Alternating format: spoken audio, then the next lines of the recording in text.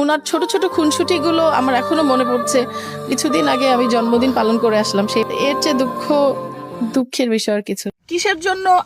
আমি তো সবাইকে ভালোবাসি, আমি আসলেই সবাইকে মন থেকে ভালোবাসি, এবং আমার মনে কোনো কুটিলতা জটিলতা নাই।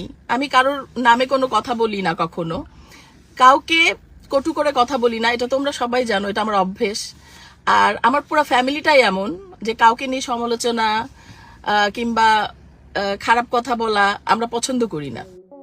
এবার স্বামী অনিক মাহমুদের ব্রেন স্ট্রোকের খবরে অঝরে কাঁদলেন নায়িকা শাবনূর। সিডনি থেকে ভিডিও বার্তা দিয়েছেন চিত্রনায়িকা শাবনূর।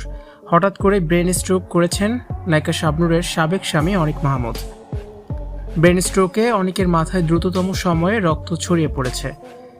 এভারকেয়ার হাসপাতালের আইসিইউতে জীবন মৃত্যুর সন্ধিক্ষণে আছেন অনিক মাহমুদ।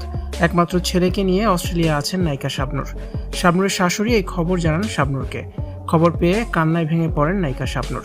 সাবেক স্বামীর অসুস্থতার খবরে শাবনূর বাকরুদ্ধ। শাবনূর বলেন, অনিক আমার ছেলের বাবা, সেই হিসেবে আমি তাকে সম্মান করি। হতে পারে সে আমার ছেলের কোনোদিনও খোঁজ খবর নেয়নি, ছেলের ভরণ পোষণ দেয়নি, কোনোদিনও আইজানকে এক কৌটা দুধ কিনে দেয়নি, কিন্তু তারপরও আইজানের বাবা তো সে। এই সত্য আমি কখনোই মুছে ফেলতে পারবো না। আইজান তার বাবাকে অনেক ভালোবাসে। দেশে গেলে বাবা ছেলের দেখা হয়, ফোনে প্রায়ই কথা হয় দুজনের। আমি ছেলেকে কখনোই অনেকের কাছ থেকে দূরে রাখিনি। সে যখন আইজানের সাথে দেখা করতে চেয়েছে আমি তখনই দেখা করিয়েছি। সে কখনো বলতে পারবে না, বরং অনেক দূরে থেকেছে, তার দায়িত্ব কর্তব্য এড়িয়ে গেছে। শাবনূর বলেন, সংসার টিকিয়ে রাখতে অনেক কষ্ট সহ্য করেছি, কিন্তু শারীরিক মানসিক নির্যাতনে আমি বিপর্যস্ত হয়ে পড়ি। দফায় দফায় সালিশ হয়েছে, কিন্তু কোনো সমাধান আসেনি। তারপর আমি ভিন্ন পথে হাঁটতে শুরু করি। আইজান গর্ভে আসার পর থেকে অনেক পরিবর্তন হয়ে যায় বলে মন্তব্য করেন শাবনূর। তিনি বলেন, আমার কাছে অনেক গাড়ি বাড়ি টাকা পয়সা চাইতে শুরু করে।